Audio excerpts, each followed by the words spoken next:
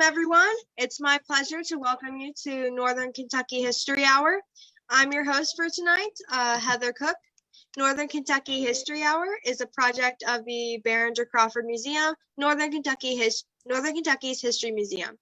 Behringer-Crawford Museum is supported in part by the City of Covington, Kenton County Fiscal Court, ArtsWave, Kentucky Arts Council, Northern Kentucky Sports Hall of Fame, the Carol Ann and Ralph V. Hale Jr. U.S. Bank Foundation, and our members.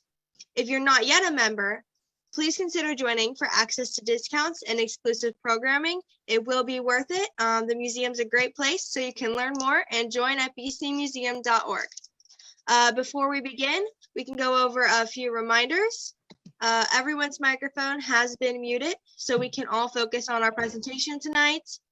Feel free to turn off your video if you prefer. Otherwise, others on call are able to see you, but if you do want it on, that is okay. If you have a question or comment to share, please type it in the chat, and we will try to get to as many questions as possible immediately following the presentation. There will also be a trivia question tonight, so the first person to respond correctly in the chat does win a Northern Kentucky History Hour pin. Now let's meet tonight's speaker. We have Bridget Striker with us tonight, and she is the head of the Boone County Public Library's Local History Department. She has been a librarian at the Boone County Public Library since 2001 and the head of the Local History Department since 2005. She is chair of the Boone County Historic Preservation Review Board and has been an appointed board member since 2004. Originally from upstate New York, she currently lives in Union, Kentucky with her husband and daughter, along with 2 dogs and 5 chickens. Bridget, welcome. Thank you. Thank you for having me today. It's wonderful to be able to join your program. You know, these Behringer-Crawford Zoom virtual programming has been super successful, and I know everybody talks about it all the time. So I'm glad to be able to finally participate. So tonight we are going to talk about the Civil War in Boone County. And as we get started, again, please keep in mind, just put your questions in the chat and we'll get to them towards the end of the evening. So let's go ahead and get started. I know that some people are still waiting to get in, but we'll just do the introduction at first. Okay, so the Civil War by the numbers. In Boone County, we have at least 427 documented white soldiers who served in both the Union and Confederate armies. It's important to understand that Boone County was actually very divided during the Civil War and in the years leading up to the Civil War. And in some cases, it truly was brother against brother. And we have documented some families where brothers served in both the Union and in the Confederate armies. And it really made an impact on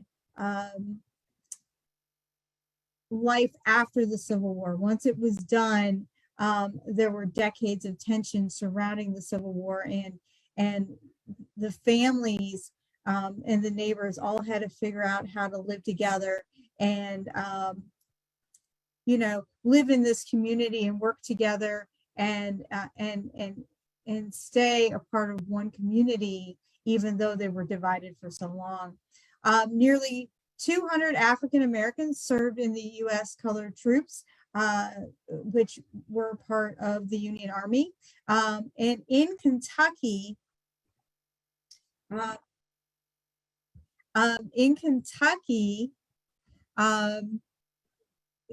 nearly 13% of all of the African American soldiers who served in the Union Army were from Kentucky. So 13% is a large number. And this was for a lot of different reasons.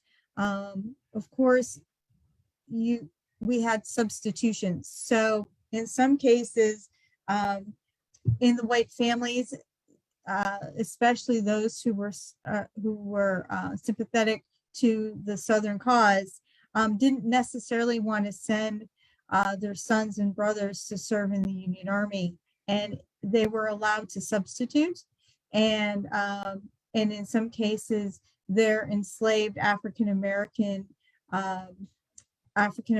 within their family were sent to serve in the Union Army instead.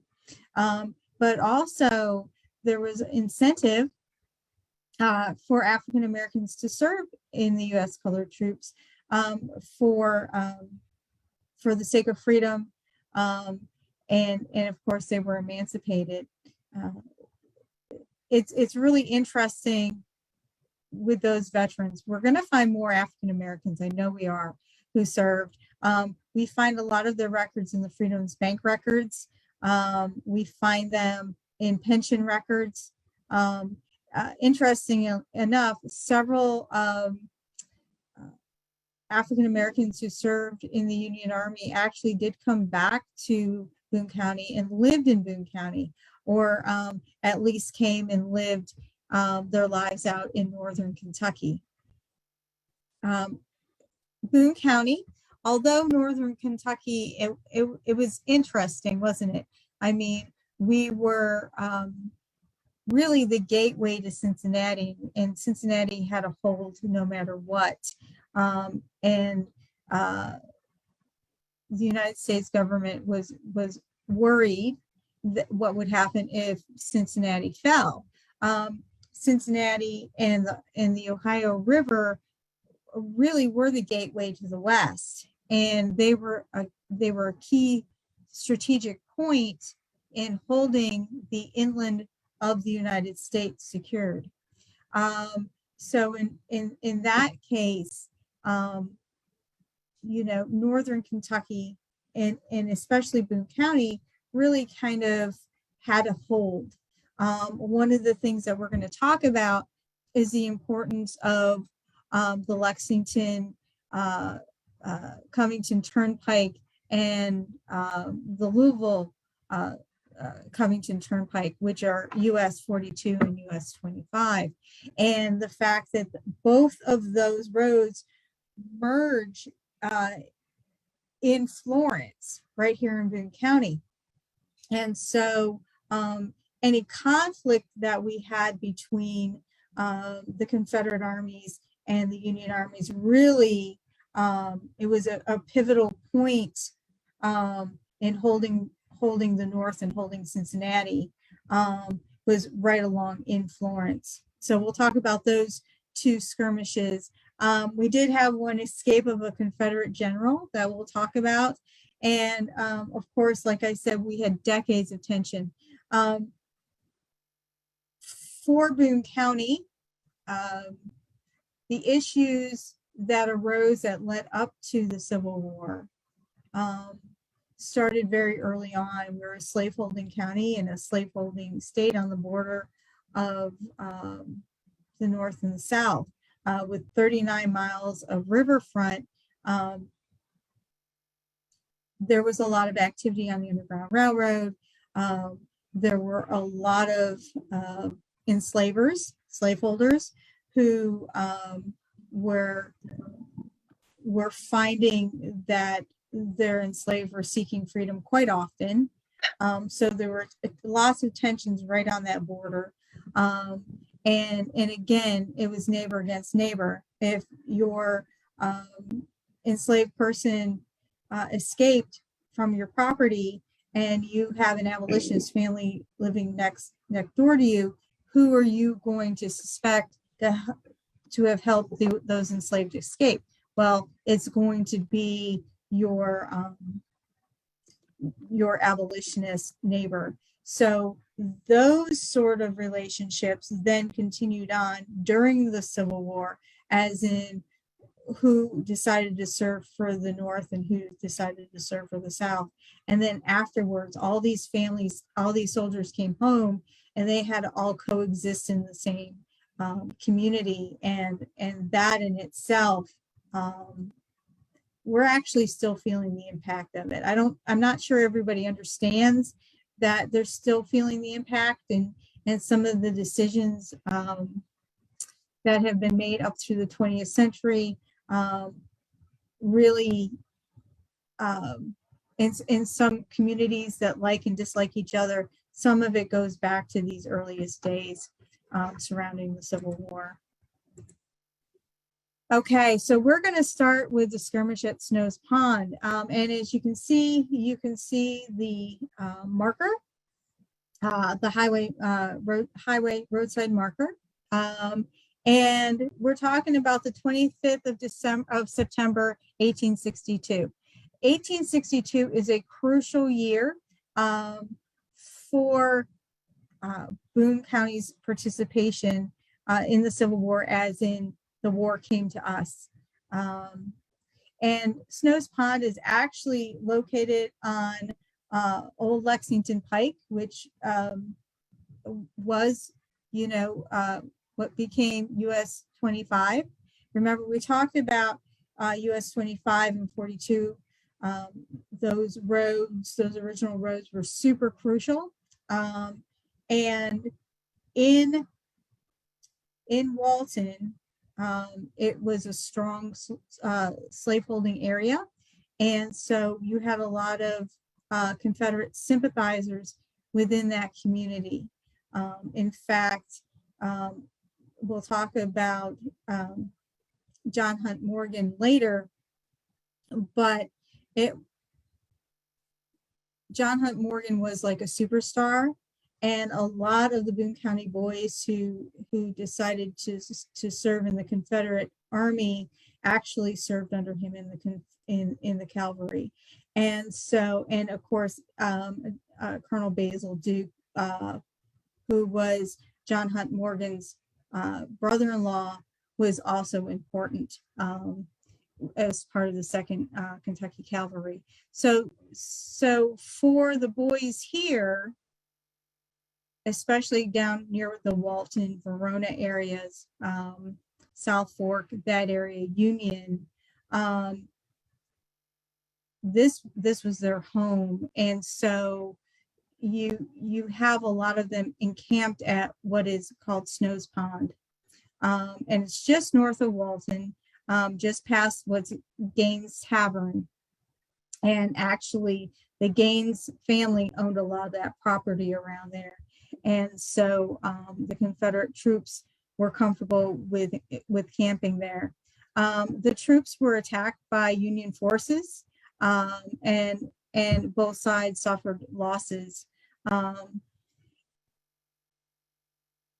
After the skirmish, then the Union Army camped at the site, and the Union Army, the men started getting really sick, and they weren't sure why. And then they realized that the Confederate troops had polluted the pond with 13 mule carcasses. So the Union soldiers had been drinking polluted water and were getting very sick. So in my notes, it says that 1 Union soldier and 5 Confederate soldiers were killed, and 1 Union soldier and 7 Confederate soldiers were wounded. Duke's men captured 49 Union soldiers and then marched them to Falmouth, where they were later exchanged. At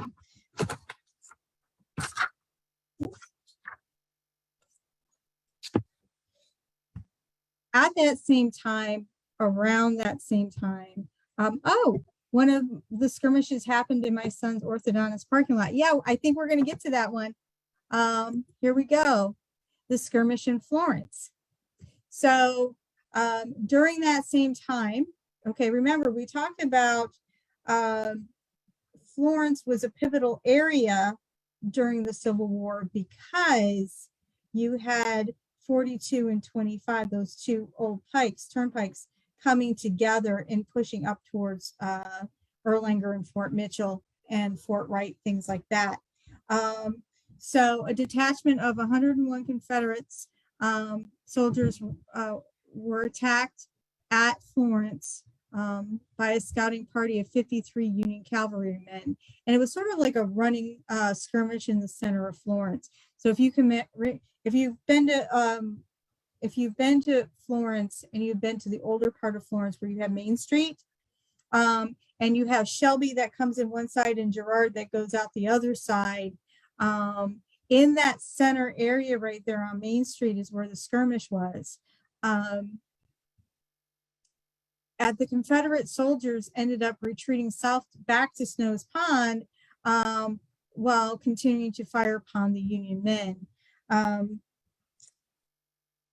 During this, a stray bullet killed a farmer named Larkin Vaughn, right there at the corner of Main and Girard Streets, as he sheltered behind a barn.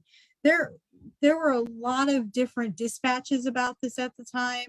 One of the things that they talked about in the dispatches that maybe, okay, so local lore is that Larkin Vaughn was just a bystander. He just happened to be in the area at the time.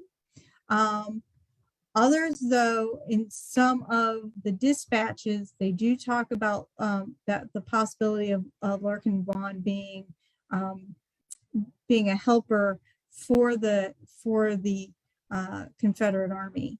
Again, that's very possible. That is at least what the Union leadership believed at that time. A young boy talks about later on how he was, when Larkin Vaughn was shot down, they ended up running out of their house and carrying him back into his house where he into their house where he ended up dying. He is actually, Larkin Vaughn is buried in the Vaughn Cemetery off by Houston Road, by, I think it's a Holiday Inn. There's like a little cemetery by one of the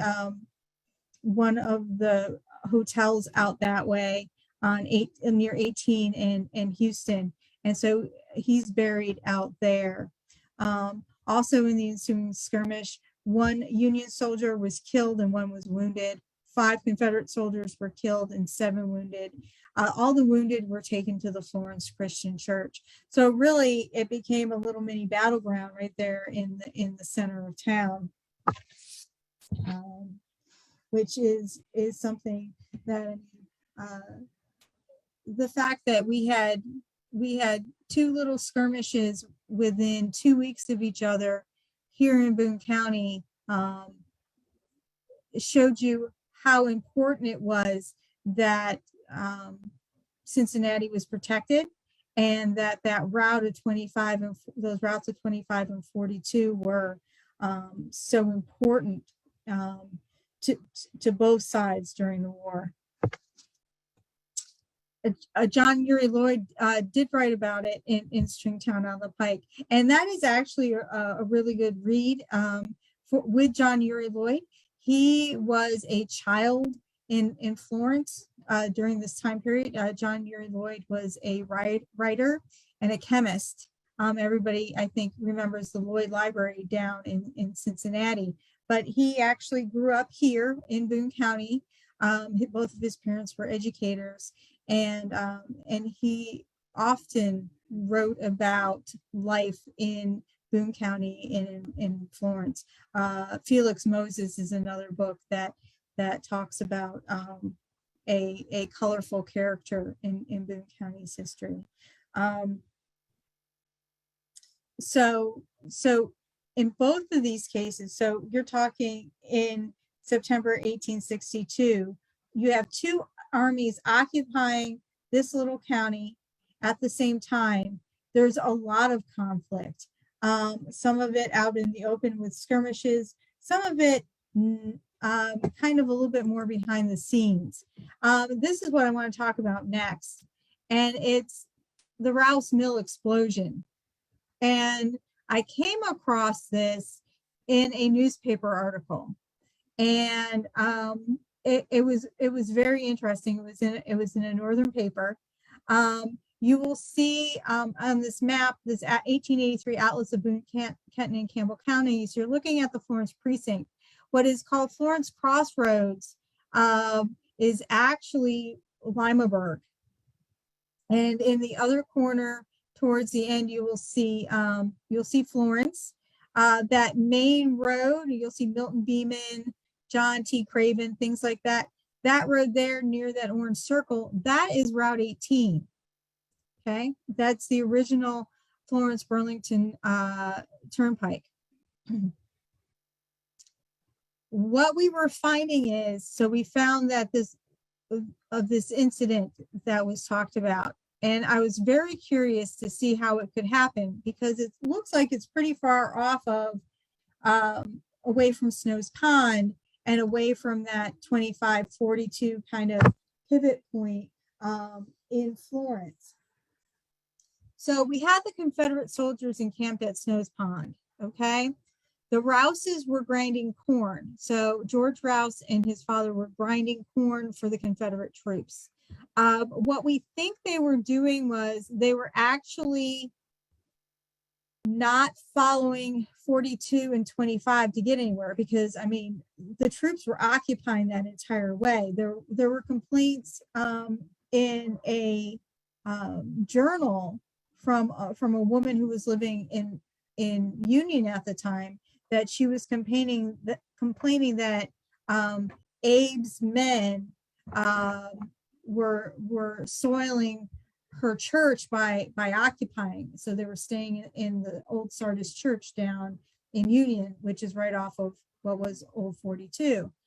And so there were a lot of complaints that the U.S. Army was occupying Boone County and parts of Boone County during that time period. Okay, so the Confederate Army needed to be fed, right? Corn doesn't really grind itself really well, and you know, the soldiers don't have time to kind of grind it by hand, so they needed to get to a mill, and they needed to get to a mill that was sympathetic towards their needs. How would they do it? Well, just south on this map, okay, is the Gunpowder Creek Watershed. And that Gunpowder Creek Watershed, if you follow it, actually leads up the backside around Hopeful Church Road and Pleasant Valley Road. If you could get across 42, okay, into the Pleasant Valley area, which is really what the George Rouse, the Rouse Mill, which is circled on this map, is that area. You know, you see that there's lots of back roads back that way, and there's a lot of roads that went from well, you can see Hopeful Lutheran Church and the cemetery is right there on the map, very close to the mill. So if you can go through some of those back roads where you have slaveholding families who were sympathetic towards the Confederate Army, or even had boys who were serving with John Hunt Morgan, it would be very easy to kind of go through some of those back roads to get to a mill that would be willing to grind your corn. Those men needed food, right? And so the only way that was going to happen is if they had that corn ground. We think that the Union Army discovered the bags of ground corn hidden in wagons. Once all that food is, yes, Aunt Polly, very good. Thank you for mentioning that, Casey. I appreciate that. And it's a good call that you remembered that you recognized who I was talking about. You had to get that corn and that ground corn back. So you couldn't necessarily just go along Gunpowder Creek. You had to take some roads. And so I think what happened was that the Union Army was checking carts, checking wagons, and as they were doing that, they discovered the Confederate soldiers, and they discovered the corn, the milled corn, and then they found out that the Rouses were actually doing the work. Now, when confronted, the Rouse men were like, "Well, we're going to grind corn for whoever is going to pay our price.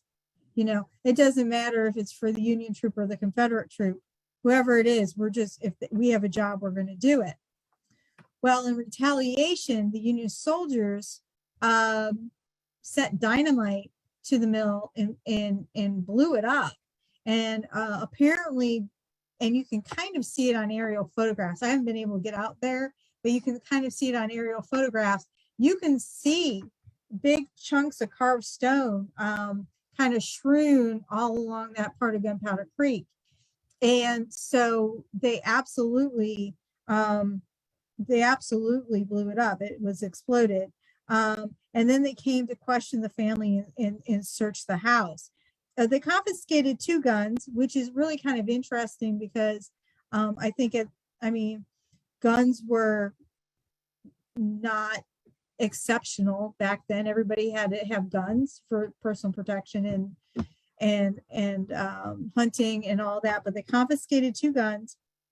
And then they took George Rouse and his father to a prison camp near Lawrenceburg, Indiana, where they stayed for 2 weeks. And actually, you'll see if you look at Florence Crossroads, there's Old Limeberg Road that goes up north.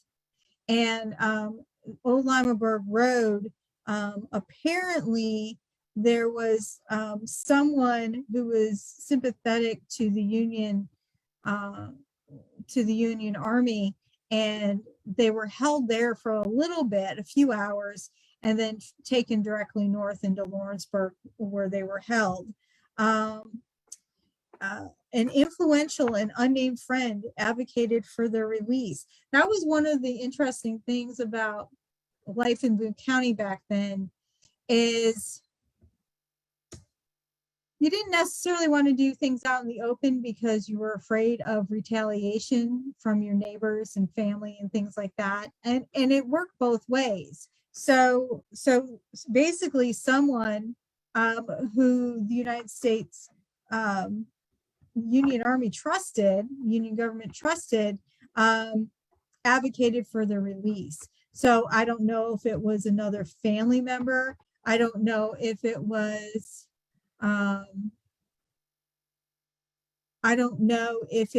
something where,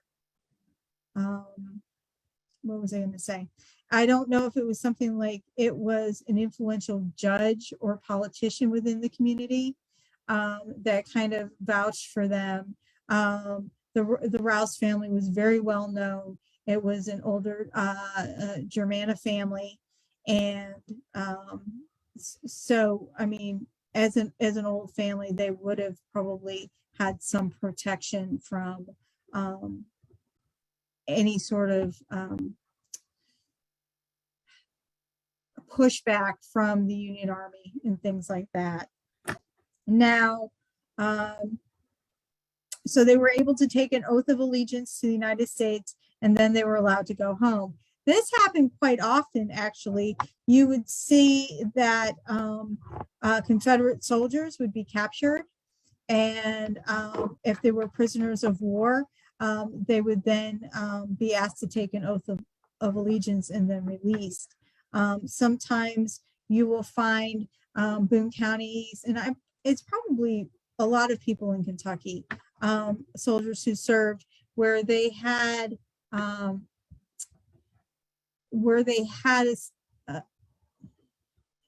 situation where they were captured, but then they were drafted into the Union Army, or they were drafted into the Union Army, went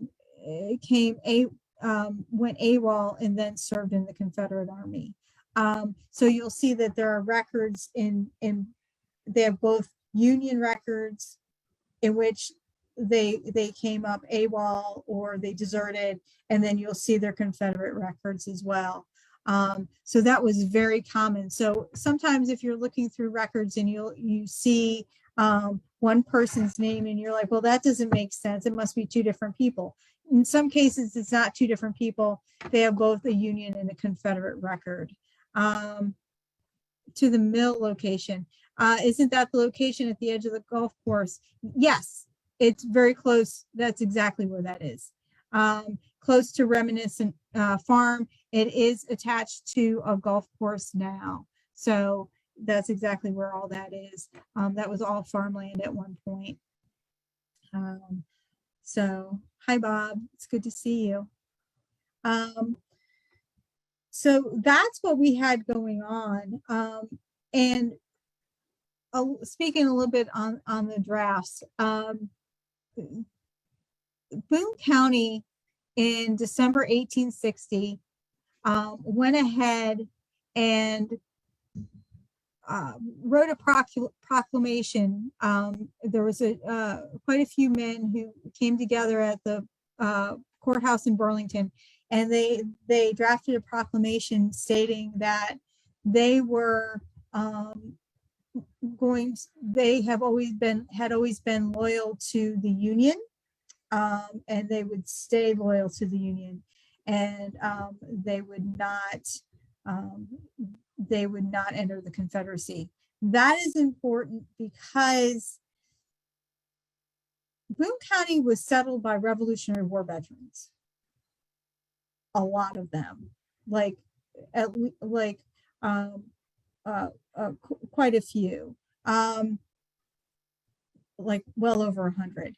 And as that, at the same time, they also had quite a few people who served during the War of 1812. Okay, so you have people who were very patriotic and who had pride in their patriotism for decades. And so for them, it was a situation where they were not comfortable with seceding from the Union at that time. The relationship between Boone County and the Union actually degraded over time. And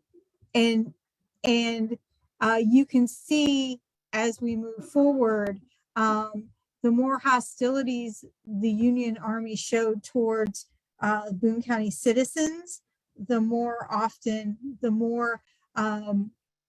resentful Boone County became towards the Union Army.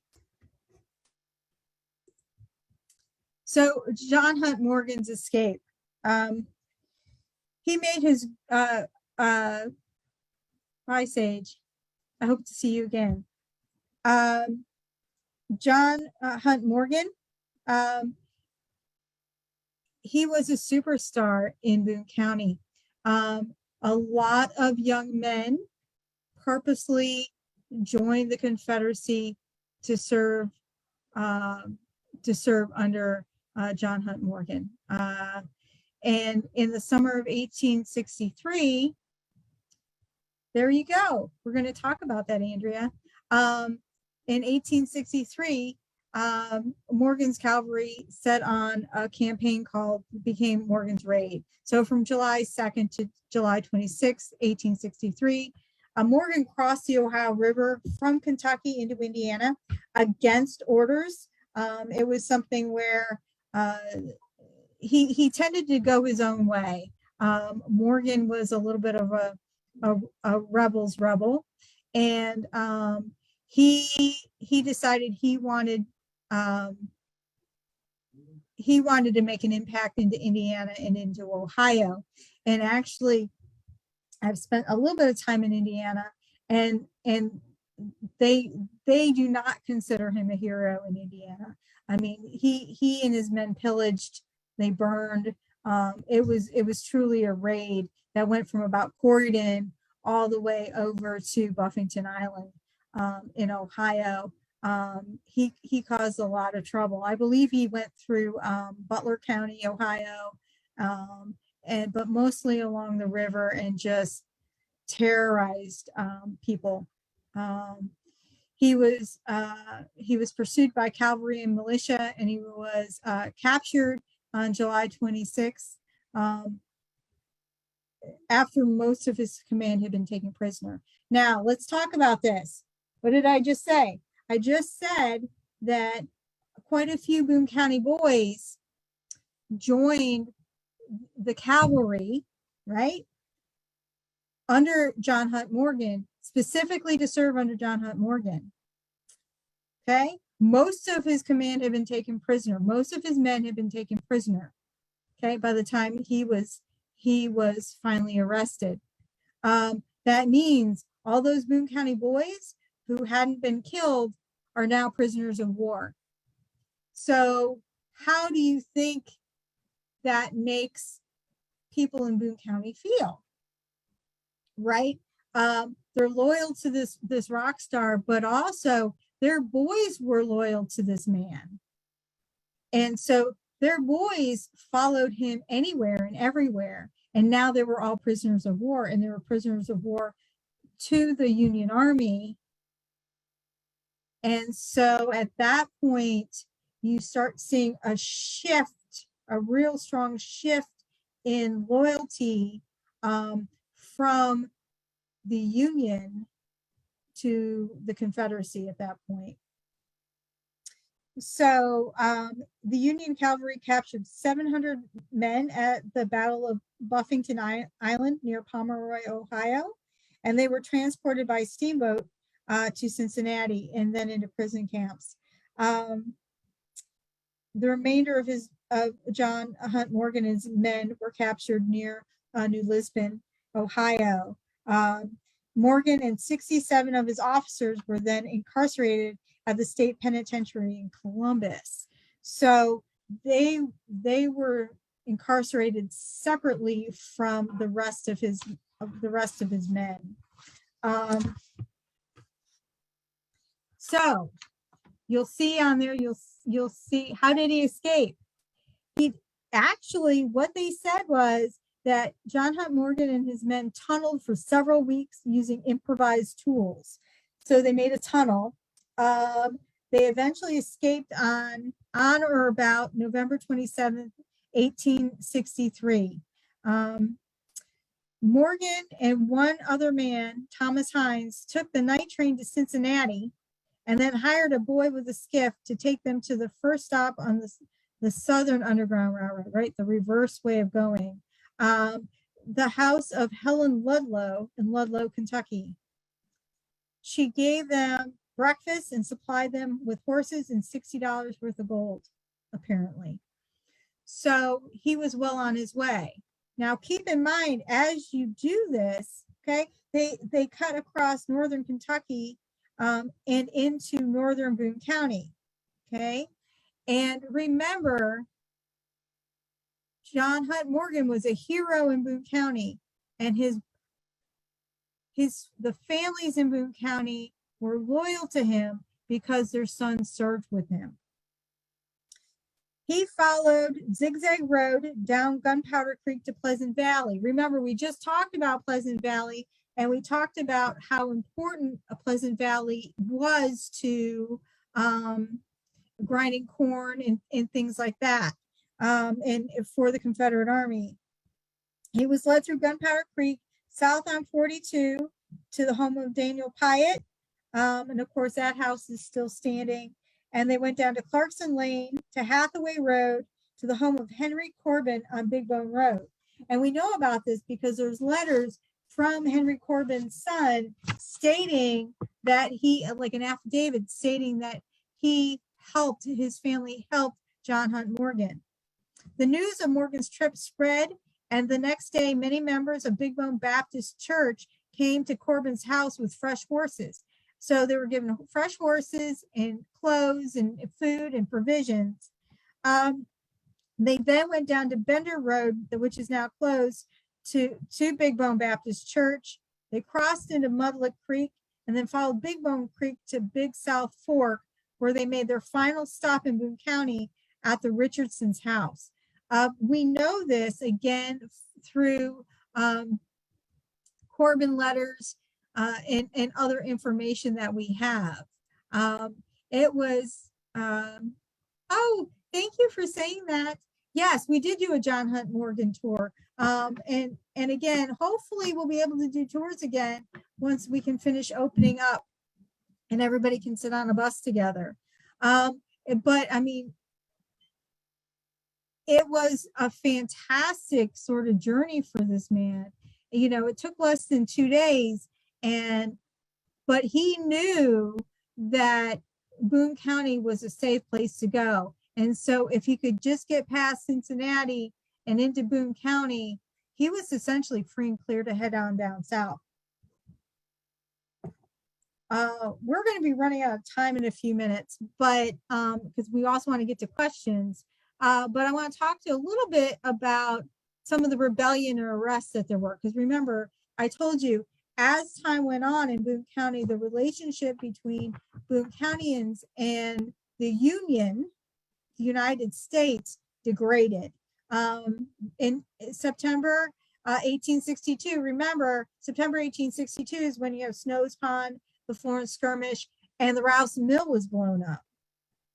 And it says 2 men named Lewis Collins and William Fleming, citizens of this county, were arrested yesterday on the Florence Pike.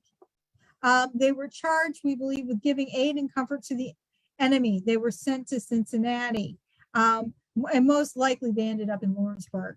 And so you saw this, right? Because this is right before the Florence skirmish. This was about the same time with the Rouse mill that got blown up. Oh, it is around the time of Antietam. Thank you. So there was a lot going on at that time right here in this area. And so, aiding and abetting and giving comfort to the enemy, could they have been helping take ground corn down to Snow's Pond? It's very possible. August 1864, Dr. John Delaney and Spencer Fish, citizens of Florence, Boone County, Kentucky, were arrested on the charge of disloyalty. The former subsequently escaped from those who had him in charge, and his wife was taken hostage in return. So now we have a situation where the Union Army, Dr. Delaney got away, and so the Union Army arrested his wife, right? How do you think that's going to go over with the citizens of Boone County? Not very well. I mean, it's you can tell that the relationship, the Boone Countyans felt that the Union Army was disrespectful towards them. For whatever reason, that was what was perceived. Again, and then the 24th of August, 2 men, J.W. Hall and Thomas Keith, were arrested Monday in Boone County and put into a military prison for threatening to kill a African-American soldier doing recruiting. And again, that leads to another situation where you have the situation where you have former enslaved and you have slaveholders in the same space, and there's conflict that's coming about due to the way the war is going and what is happening. This is after the Emancipation Proclamation and things like that. There were, that's a whole nother thing to unpack. There were some very, very dangerous situations for African Americans after the Civil War here in Boone County. Quite a number of lynchings and things like that. And so this here with J.W. Hall and Thomas Keith is an indication of where that relationship is going in the future, where African Americans were threatened quite often.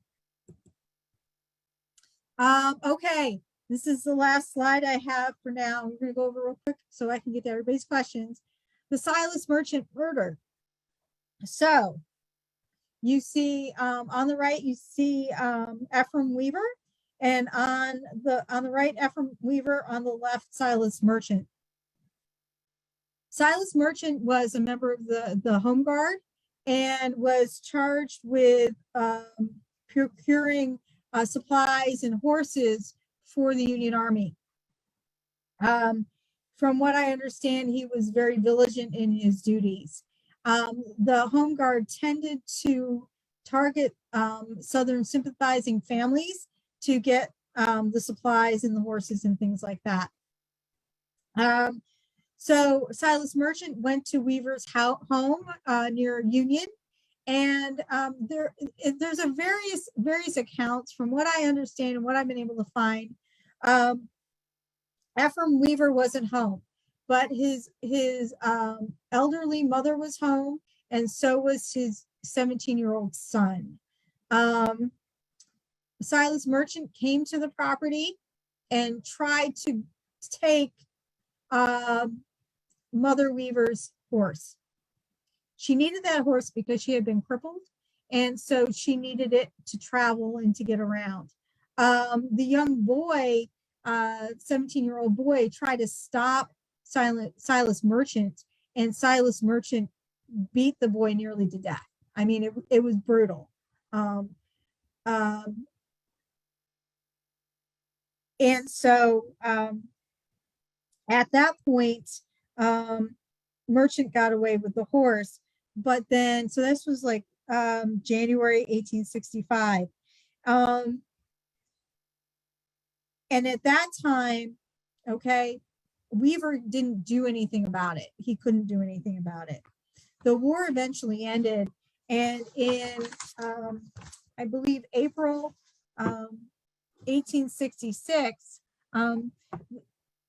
friends of the men had tried to keep the two men apart as much as possible.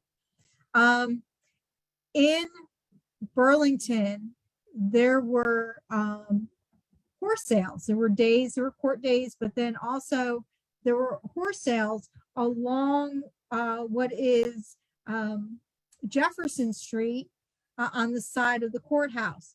And Silas Merchant was there to buy horses or sell horses or whatever he was going to do.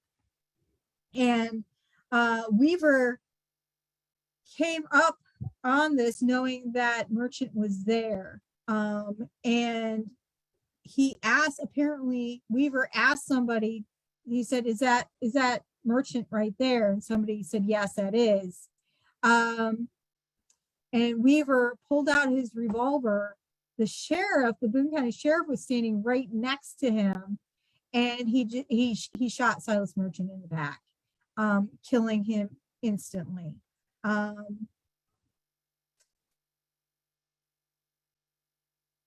photo that you see, I think, is the death photo. The reason why is, okay, usually when you take photos, you look very put together. Photos are expensive. Sometimes, though, no one has an opportunity to take a photo until after you've died. And so it was quite common for there to be death photos. If you can see, he's a little disheveled. And if you look, his head's sitting kind of oddly on his neck. This is kind of creepy, but yes, it does look that. He's incredibly in focus as well. Absolutely. So yes, I do believe that is his death photo. Probably there would have been a photographer in town there. They would come in for occasions anyway. It's quite possible, if you all know the Central House Hotel, which is now Zozo's, it's quite possible that photo was taken either at the Central House Hotel, or frankly, could have even been taken in the courthouse. The pistol, Tom Schiffer, who is a volunteer and a good friend of local history here in Boone County, he wrote an article about all this for me, and he actually found the descendant of Ephraim Weaver, who still had the gun. So that is actually the revolver used in the murder. Weaver was found not guilty of murder by a jury of his peers because they claimed that it was self-defense. Now, it was because of the incident that happened in 1865 when his son was beaten nearly to death. So it's one of those things where a jury of his peers decided that he was not guilty. So that is the last slide. It's a crazy story. Here is my contact information, and also the contact information for the local history department. Sometimes calling me is okay. Calling me, though, sometimes it's hard to get a hold of me. You can always get a hold of me through my email, or you can contact localhistory@bcpl.org, and then someone from the staff will be able to answer your questions. Okay, so Heather, do we have questions that we want to look at? Yeah, we do have a few questions, but we can address the trivia question first. Oh, fantastic. We did have a winner. But the question was, what percentage of African Americans who served in the Union Army were from Kentucky? And the answer was 13%. And there were quite a few people who had the right answer. Perfect. But our winner was Treska Needham. She was the first person to answer. So congrats, and you'll be getting your prize in the mail shortly. Congratulations, that's perfect. And then we do have a few questions. Okay. The first one comes from Andrea Pike. Were there many Copperhead families in Boone? So I'm not actually familiar with that term. I'm from upstate New York. So Copperheads, are we talking about Southern sympathizing families? Is that what we're talking about? Pat Rafferty, do you know that if Copperhead, Southern sympathizing, if that's what we mean, then yes, there were quite a few Southern sympathizing families. You know, nearly a quarter of Boone County's population was enslaved in 1860.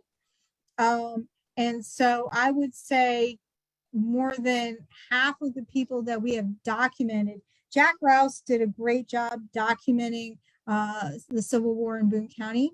That is online, and it's through the Boone County Public Library's catalog, and also an index for that. And the majority of the folks in that are Confederate serving soldiers. Did I answer that question okay? If I didn't answer it correctly, I will look up Copperheads. That's an interesting term, Copperheads. I would assume that's what that means. I'm gonna write that down. Okay. Okay, and our next question is from Treska Needham. Was the Ohio River used in the war? Excuse me, say that again. Was the Ohio River used in the war? Yes, it was. Actually, there was a Navy. And so you did have naval ships that went up and down the Ohio River, and you had to secure it. So you had from really all the way from Pennsylvania, then all the way down to the Mississippi. You know, you had to control all those waterways, and the Ohio River was very important in that. And so, yes, there were naval ships, there were battles, and there were actually, and more like skirmishes, I think. But there were also steamboats that would transport troops up and down the river as well. Okay, and then Andrea said that Copperheads means they were against the war and pro-Union. Yes, I would say in that case, yes. They were most likely Universalist church members. So they would probably, thank you for sending me that link. Holy cow. I'm going to have to look up those. And actually, we probably should see, that could be a whole new research paper. I would say that, yes, there were. In that case, though, it was more of maybe a conscientious objection at this point to that. The Universalist church members definitely were not, were pro-union, but did not serve in the war at all. Okay, good. And then that's what I would think, yes. What I would think that we would have to do, because everything was kind of secretive a little bit, primarily because nobody wanted retaliation against one another, right? So I know there were situations where, like Joseph C. Jenkins in Petersburg, he was pro-unionist. As far as I know, he didn't have anyone who ever served in the war or anything like that. But his barn was burnt down because he was considered considered an abolitionist. So there was a lot of retaliation against people. So in some cases, I think people kept their heads down as much as possible, if that makes sense. But yes, I will see. We're going to have to go and look into this. That could be a whole new team Squirrel Hunters. I'm going to have to look all that up. That's pretty cool. I learned something new tonight. Thank you. Thank you for sharing that. Okay, our next question is, how did Reconstruction affect Boone County? Reconstruction was rough. There were some taxes related to the draft that that Boone County was required to pay, that they fought against for quite some time. For a certain amount of time, in Kentucky, they didn't really realize that emancipation was going to affect them, right? Because Lincoln said it's only the states who seceded, right, during the Emancipation Proclamation. They're the only ones who were going to lose their enslaved. Well, it ended up everybody was losing their enslaved, right? Everyone in slavery was being abolished. And at that point, there was a lot of resentment. And you had a lot of retaliation against African Americans. You had retaliation against each other. So there was a situation down near Hamilton's Landing, down just by Big Bone, where a Union veteran and Confederate veterans got into it with each other and harassing each other, and one of them was shot in the back as they were trying to make the ferry, get onto the ferry to go down south back home. That was happening quite a bit. The situation between Merchant and Weaver were another situation where you would have an escalation of violence, right, during that Reconstruction period. So I would say Boone County was significantly impacted during Reconstruction. You had people who were abolitionists have African Americans lynched in their front yard. So you had that kind of retaliation that was going on as well. It was bad here in Boone County for quite some time. Okay, and then our last question is, can the John Uri Lloyd letters about Morgan's escape be found online somewhere? He actually wrote his materials in his book. The Lloyd Library may actually have the papers from John Uri Lloyd. The Corbin papers, I believe, are on our website, and if you contact me, I can send you that link so you can get to those in our catalog. Okay, and that's about all we have time for tonight. So don't forget that the Holiday Toy Trains begins on November 13th at BCM. So come celebrate holiday traditions at BCM with us. You'll have a great time. Bring your family. You can find out more at bcmuseum.org. Thanks everyone for coming, and thanks to all of our sponsors and supporters of BCM. Also thanks to the staff, trustees, and members of the Behringer-Crawford Museum.